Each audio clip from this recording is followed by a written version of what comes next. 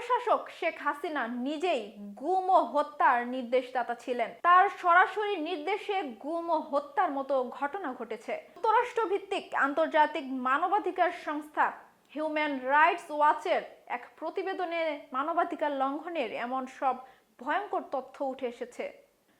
মঙ্গলবার রাষ্ট্রীয় অতিথি ভবনে যমুনায় HRW এশিয়া অঞ্চলের পরিচালক ইলেইন পিয়ারসনের নেতৃত্বে একটি প্রতিনিধি দল প্রধান উপদেষ্টা ডক্টর ইউনূসের সঙ্গে সাক্ষাৎ করেন। এ সময় তারা প্রধান উপদেষ্টার কাছে জুলাই বিপ্লবের ওপর একটি প্রতিবেদন হস্তান্তর করেন। এই প্রতিবেদনে এসব তথ্য তুলে ধরা হয়েছে। গুম খুনের নির্দেশ দিতেন শেখ হাসিনা। প্রধান উপদেষ্টার কাছে হিউম্যান রাইটস ওয়াচের প্রতিবেদন। HRW প্রতিনিধি দলটি অন্তর্বর্তী সরকারের সংস্কার কর্মসূচি এবং দেশের মানবাধিকার পরিস্থিতি উন্নয়ন প্রচেষ্টায় প্রশংসা করেন। HRW এশিয়া প্রধান বলেন, আপনারা এখন পর্যন্ত যে অগ্রগতি করেছেন তাকে আমরা সাধুবাদ জানাই। জুলাই আগস্ট গণ অভ্যুত্থানের সময় মানবাধিকারের পরিস্থিতি তুলে ধরে তিনি বলেন, বাংলাদেশের সাধারণ মানুষ এখন জীবনের প্রতিটি ক্ষেত্রে মানবাধিকারের গুরুত্ব উপলব্ধি করছে।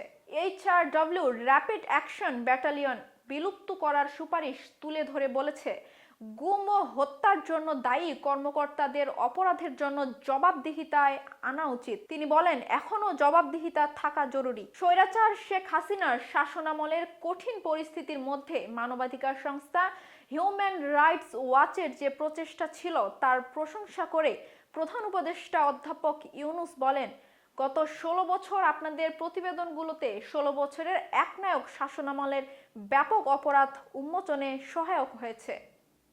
তিনি আরো বলেন, র্যাব তাদের অপরাধের জন্য প্রকাশ্যে ক্ষমা চেয়েছে, তবে বিচার বহির্ভূত হত্যাকাণ্ড এবং গুমের জন্য দায়ী ব্যক্তিদের বিচারের মুখোমুখি হতে হবে এবং শাস্তি পেতে হবে। পিয়ারসন বলেন, 2009 থেকে 2024 সাল পর্যন্ত শেখ হাসিনার শাসনামলে নিরাপত্তা বাহিনীর রাজনৈতিকভাবে প্রভাবিত ছিল এবং তারা শাসক দলের ক্যাডারের মতো আচরণ করত। তিনি আরো বলেন, এজন্য প্রাতিষ্ঠানিক সংস্কার প্রয়োজন।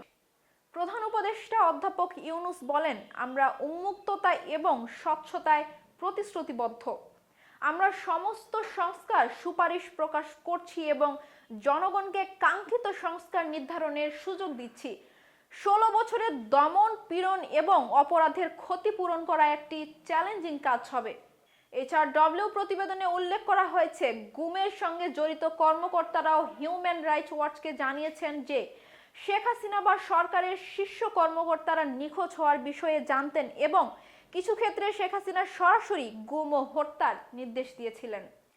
HRW এশিয়া প্রধান ঢাকা সফরকালে সংস্কার কমিশনের প্রধান এবং রোহিঙ্গা বিষয়ে প্রধান উপদেষ্টার হাই রিপ্রেজেন্টেটিভ খলিলুর রহমান সহ একাধিক ব্যক্তির সাথে সাক্ষাৎ করেন। HRW বলছে, সংস্কারগুলোকে দৃঢ় করতে হবে এবং নিরাপত্তা বাহিনীকে যথাযথ নজরদারির আওতায় আনতে হবে। প্রধান উপদেষ্টা জানান, তিনি রাখাইনে বাস্তুচ্যুত হাজার হাজার রোহিঙ্গার জন্য একটি নিরাপদ অঞ্চল তৈরির আহ্বান জানিয়েছেন। তিনি আশা প্রকাশ করেন যে জাতিসংঘ, আন্তর্জাতিক সম্প্রদায় এবং মিয়ানমারের প্রধান বিদ্রোহী গোষ্ঠী আরাকান আর্মি নিরাপদ অঞ্চলের নিরাপত্তা নিশ্চিত করবে।